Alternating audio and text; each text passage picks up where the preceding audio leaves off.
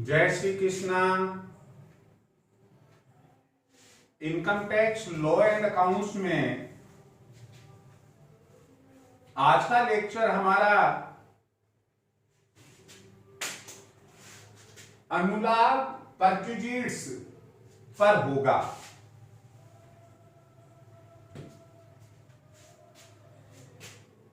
हम अनुलाभों को समझे, ये क्या होते हैं।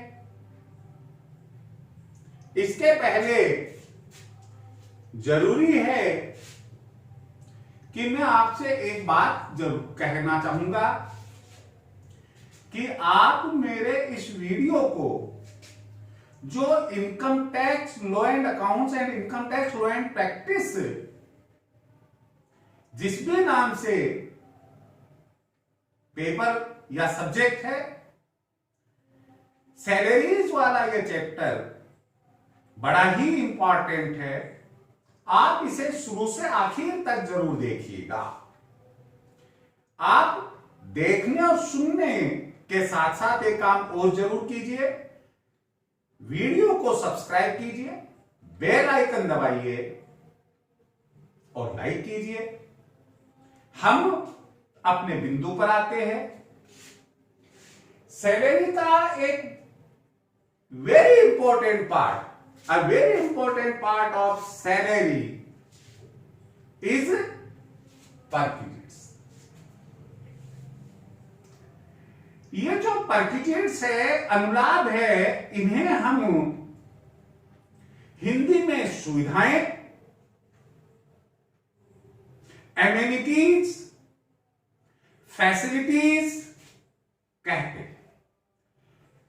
नियोक्ता एम्प्लॉयर अपने एम्प्लॉय को स्वेच्छा से या किसी एग्रीमेंट टर्म्स एंड कंडीशंस के अकॉर्डिंगली किसी भी प्रकार की सुविधा देता है। कार की, मकान की, नौकर की, पानी बिजली गैस के बिलों के भुगतान की, आने जाने की, यात्रा के व्ययों का रियम्बर्समेंट करना, उसके लिए कोई भत्ता देना या अन्य किसी भी प्रकार की सुविधा देता है, जिसे हम मौद्रिक, जिसका मान हम मौद्रिक रूप से मॉनेटरी वैल्यू कैलकुलेट कर सकते हो, हम उसे अनुलाभ की कैटेगरी में रखते हैं। अनुलाभ 3 भागों में बांटे गए हैं। पहला है एग्जेम्प्टेड परक्विजिट्स, करमुक्त अनुलाभ। दूसरा है सभी कर्मचारियों के लिए कर योग्य अनुलाभ, टैक्सेबल फॉर ऑल एम्प्लॉइज। और तीसरा है केवल विशिष्ट कर्मचारियों के लिए कर योग्य अनुलाभ। सभी कर्मचारियों के लिए कर योग्य अनुलाभों में आज हम आपको बताने जा रहे हैं रहने के मकान की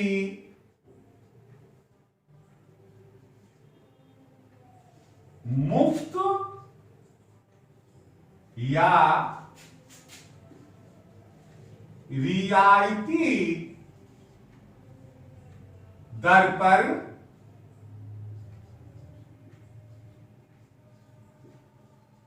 सुविधा। Facility of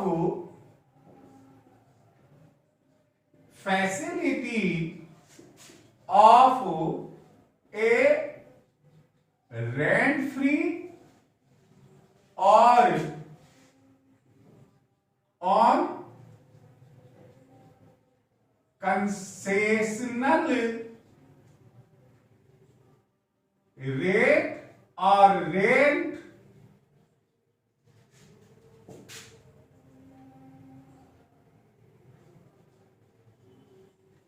house. रहने के मकान की facility of A rent free और ऑन कंसेशनल रेट या रेंट हाउस। रहने के मकान की मुफ्त सुविधा का हम मूल्यांकन करेंगे। क्यों? क्योंकि मूल्यांकन करने पर जो अमाउंट आती है वही ग्रॉस इनकम फ्रॉम सैलरी में इंक्लूड की जाती है। कोई भी अनुलाभ हो, हर अनुलाभ का जो कर योग्य है आपको वैल्यूएशन करना ही होगा। वैल्यूएशन इनकम टैक्स एक्ट में दिए गए प्रोविजंस के अकॉर्डिंगली ही होता है, उसके बियॉन्ड जाकर आप वैल्यूएशन नहीं कर सकते हैं।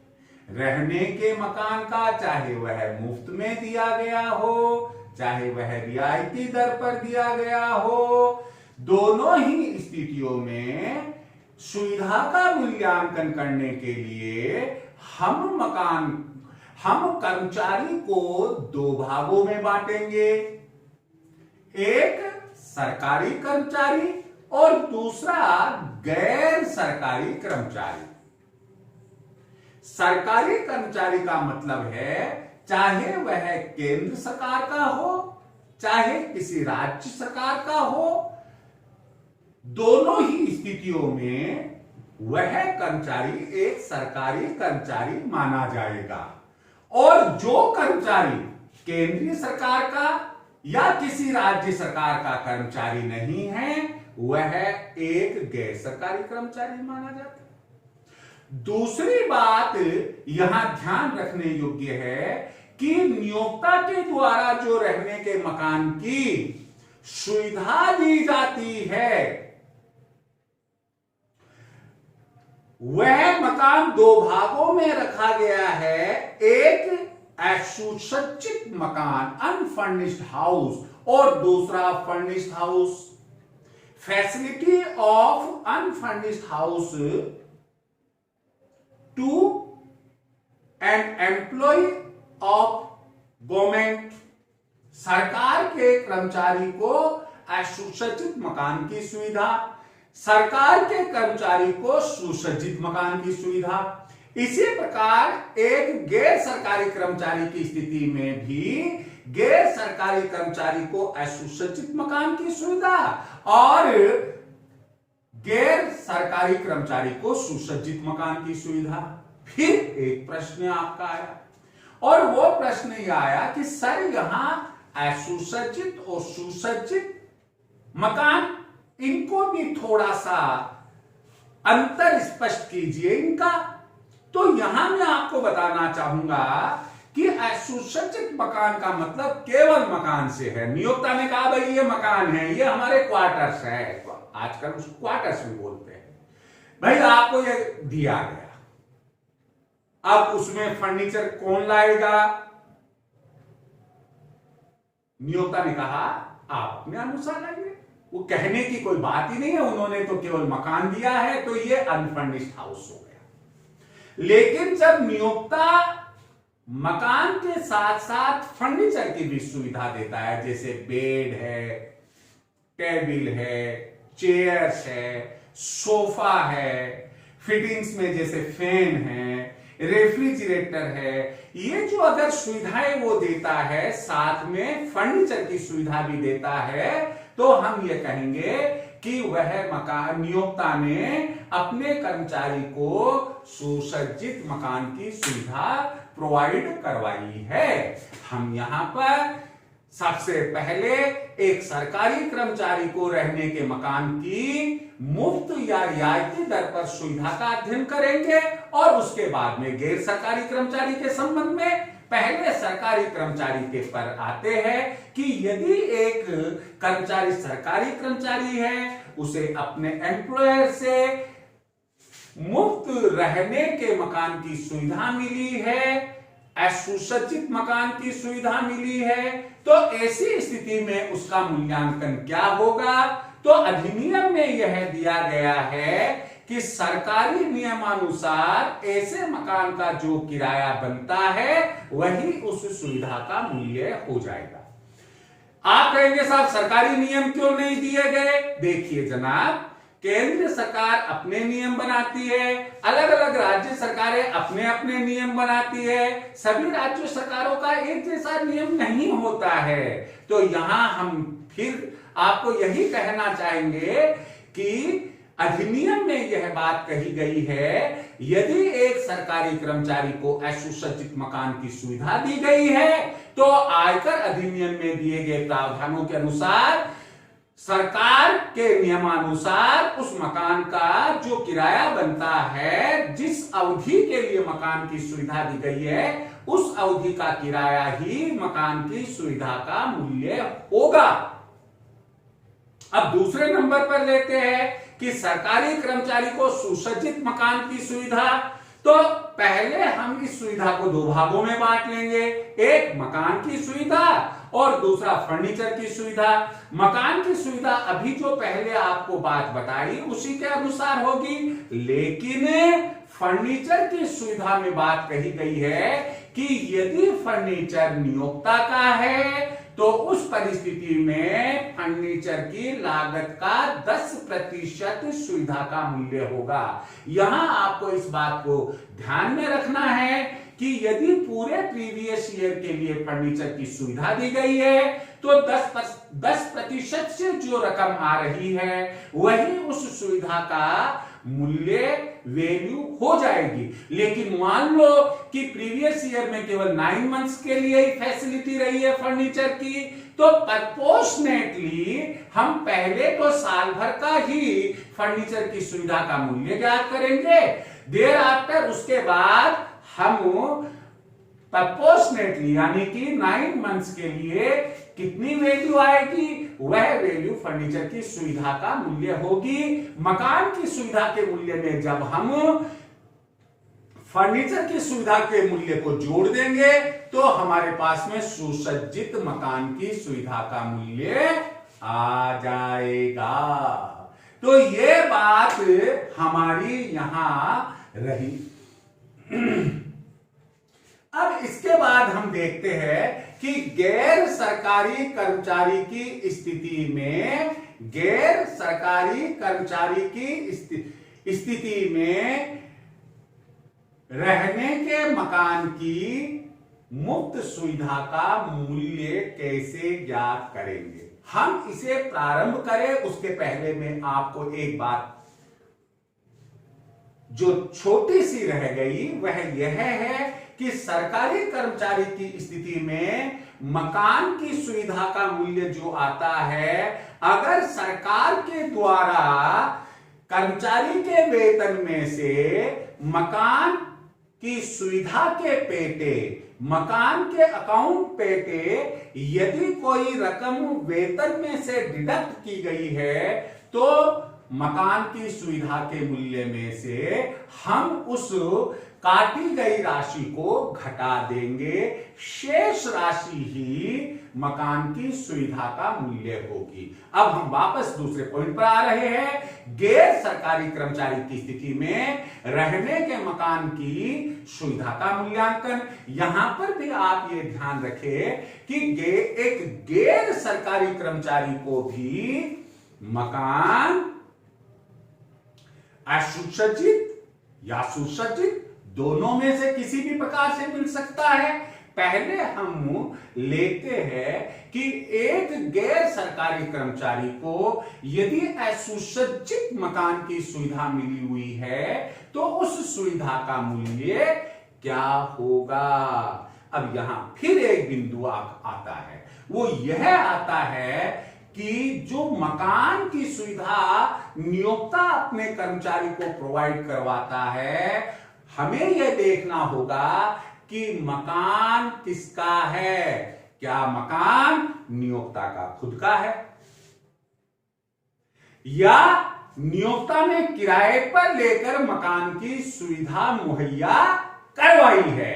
देखिए वापस मैं बोल रहा हूं कि ऐसी स्थिति में यह देखना होगा हमें कि मकान आखिर है किसका, नियोक्ता का है, एम्प्लॉयर का है, या एम्प्लॉयर ने रेंट पर लेकर अपने एम्प्लॉय को मकान की सुविधा दी है। हम मानकर चलते हैं यहां पर पहला पॉइंट हम यहां लेते हैं कि जब मकान नियोक्ता का स्वयं का हो, मकान का मालिक नियोक्ता हो और उसने अपने कर्मचारी को रहने के मकान की मुफ्त या रियायती दर पर सुविधा दी है, तो ऐसी सुविधा का मूल्य क्या होगा।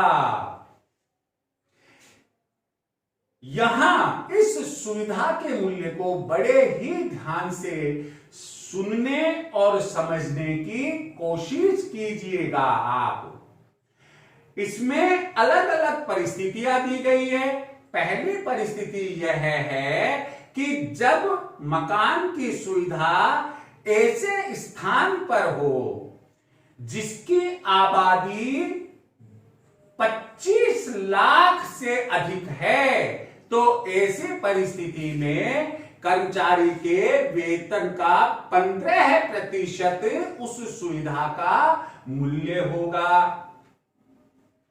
दूसरी बात इसमें दी गई है कि जब मकान की सुविधा ऐसी जगह, ऐसे शहर में हो जिसकी आबादी 10 लाख से तो अधिक है, परंतु 25 लाख से अधिक नहीं है, तो उस परिस्थिति में सुविधा का मूल्य कर्मचारी के वेतन का 10% ही होगा।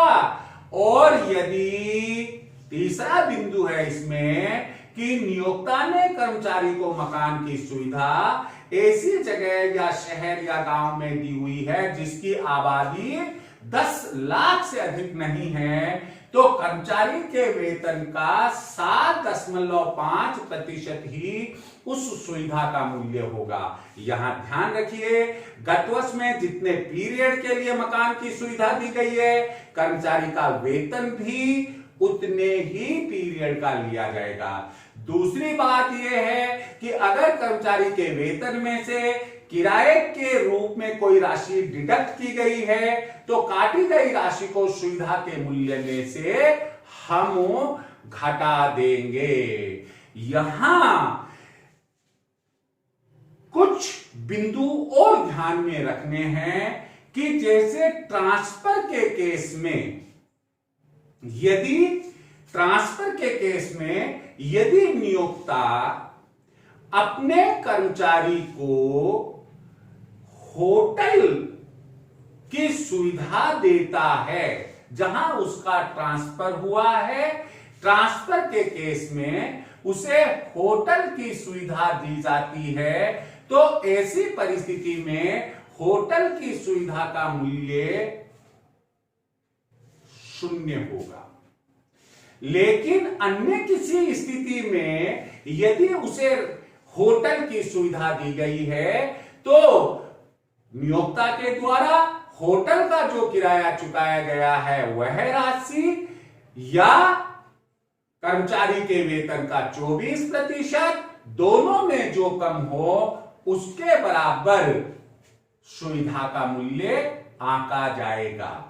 दूसरी महत्वपूर्ण बात यह है कि यदि एक कर्मचारी का ट्रांसफर हुआ, ट्रांसफर के पहले उसे एक मकान की सुविधा थी, ट्रांसफर जहां हुआ वहां पर भी उसे मकान की सुविधा है, पहले वाला मकान कर्मचारी किसी कारण से, फैमिली मैटर्स के कारण या अन्य किसी कारण से खाली नहीं कर पाया, और दूसरा मकान जहां उसका ट्रांसफर हुआ उसका भी वह उपयोग कर रहा है।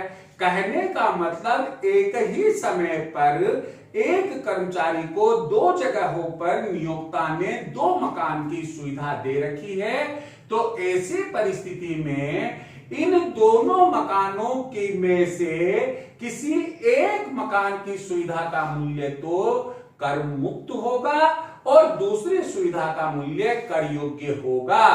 ध्यान रहे कि कर्मचारी वह ऑप्शन अपनाएगा जिसमें उसकी टैक्सेबल इनकम कम होती है, तो यहां कर्मचारी जिस मकान की सुविधा का मूल्य कम होगा उस मकान की सुविधा के मूल्य को ही टैक्सेबल मानने की कोशिश, टैक्सेबल मानेगा और अपने ग्रॉस इनकम फ्रॉम सैलरी में दिखाएगा। यदि 90 दिन, ये व्यवस्था 90 दिन के लिए है। कहने का मतलब ये जो इनकम टैक्स में प्रोविजन दिया हुआ है, जब एक कर्मचारी को नियोक्ता के 2 मकान एक समय में ही सुविधा के रूप में मिले हुए हो, तो जो अभी वैल्यूएशन का हमने आपको तरीका बताया, उस तरीके को केवल 90 दिन के लिए ही अप्लाई किया जा सकता है। यदि 90 दिन के बाद भी कर्मचारी अपना पहले वाला मकान किसी वजह से खाली नहीं कर पाता है और दोनों मकानों की सुविधा उसे रहती है, तो दोनों मकानों की सुविधा का मूल्य टैक्सेबल होगा और उसकी सैलरी में शामिल किया जाएगा। उसके बाद रिमोट एरिया में अगर कर्मचारी को, रिमोट एरिया में यदि कर्मचारी को अपने नियोक्ता से रहने के मकान की सुविधा मिलती है, तो वो फुल्ली एग्जेम्प्ट होती है। अगला बिंदु है कि नियोक्ता यदि किराए पर मकान की सुविधा उपलब्ध करवाता है, तो नियोक्ता के द्वारा उस मकान के लिए जो किराया भुगतान किया जाता है, वही उस रहने के मकान की सुविधा का मूल्य हो जाएगा। ये अनफर्निश्ड हाउस के संबंध में था। यदि नियोक्ता ने फर्निश्ड हाउस प्रोवाइड करवाया है, तो यहां पर पहले हम मकान की सुविधा का मूल्यांकन करेंगे, उसके बाद जो फर्नीचर की सुविधा दी गई है, फर्नीचर की सुविधा का मूल्य आंकेंगे। सवाल है कि फर्नीचर की सुविधा का मूल्यांकन हम कैसे करेंगे? फर्नीचर की सुविधा का मूल्य जो अभी पहले बताया उसी प्रकार से, यदि फर्नीचर नियोक्ता का खुद का है, तो फर्नीचर की लागत का 10% सुविधा का मूल्य होगा, और अगर फर्नीचर नियोक्ता ने किराए पर लेकर उपलब्ध करवाया है, तो संपूर्ण किराए की राशि जो नियोक्ता के द्वारा भुगतान की जाती है, वह इस सुविधा का मूल्य हो जाएगी। यहां पर भी इस बात को ध्यान रखना है आपको कि यदि फर्नीचर की सुविधा पूरे वर्ष में नहीं रही है, 6 महीने, 9 महीने, 10 महीने, इस तरीके से वर्ष के किसी एक पार्ट के लिए वह रही है, तो जितने पार्ट के लिए, जितने महीनों के लिए यह सुविधा रही है, आनुपातिक रूप से उस सुविधा का मूल्य लेंगे। असुसज्जित मकान की सुविधा के मूल्य में फर्नीचर की सुविधा के मूल्य को हम जोड़ देंगे, हमारे पास में सुसज्जित मकान की सुविधा आ जाएगी। ध्यान रहे, फिर बता रहा हूं, मकान की सुविधा का मूल्य आ जाने के बाद आप क्वेश्चन में देखेंगे कि क्या नियोक्ता कर्मचारी के वेतन में से किराए के रूप में कोई राशि डिडक्ट कर रहा है। यदि हां, तो उस परिस्थिति में जितनी राशि रेंट के रूप में काटी गई है, उस राशि को सुविधा के मूल्य में से हम घटा देंगे, शेष राशि ही मकान की सुविधा का मूल्य होगी। आपने अभी देखा कि हमने कर्मचारी के वेतन का कहीं 15%, कहीं 10%, कहीं 7.5%, कहीं 24% लिया है। आखिर ये वेतन से आशय क्या है? ध्यान रखिए, वेतन से आशय, वेतन में कुछ मदों को शामिल किया गया है, उनका योग यहां वेतन से आशय होगा। बेसिक सैलरी, बोनस, कमीशन, कर योग्य भत्ते, यहां ध्यान रखिएगा, DA, dearness allowance and dearness पे तभी शामिल की जाएगी जबकि सेवा शर्तों के अंतर्गत उसे शामिल वेतन में किया गया है। कर योग्य भत्ते, कर योग्य भत्तों के बाद में प्रत्येक वह राशि जो मॉनेटरी रूप में मिलती है और टैक्सेबल है उस कर्मचारी के लिए, उसे भी इसमें शामिल किया जाएगा। तमाम मदों का जो योग होगा, वह योग इस उद्देश्य के लिए, इस पर्पज के लिए सैलरी माना जाएगा। उसी का जहां जहां जैसे जैसे परसेंटेज हमें लेना है, जहां 15% लेना है हम उसी सैलरी का लेंगे, 10%, 7.5%, 24%, इस प्रकार से हम लेंगे। यहां एक बात को ध्यान रखिएगा विद्यार्थियों कि क्वेश्चन में या तो हाउस रेंट अलाउंस आता है या बाद में फ्री फैसिलिटी या facility of a house on concessional rate इस नाम से आता है। दोनों में से कोई एक आता है। अगर हाउस रेंट अलाउंस आता है तो ऑलमोस्ट 20 नंबर के क्वेश्चन में वो 2 नंबर के आसपास का होता है, लेकिन यदि मकान की सुविधा का मूल्य आता है तो लगभग 3 या 4 नंबर का होता है। It is a very very important part of this chapter. मैं उम्मीद लेकर चलता हूं कि आपने मेरे वीडियो को ध्यान से सुना होगा। यदि आपके कोई भी कमेंट्स हो आप जरूर दीजिएगा। फिर मैं आपसे यही कहना चाहूंगा कि आप मेरे वीडियो को आप सब्सक्राइब कीजिएगा, बेल आइकन दबाइएगा, शेयर कीजिएगा, लाइक कीजिएगा। Thank you very much.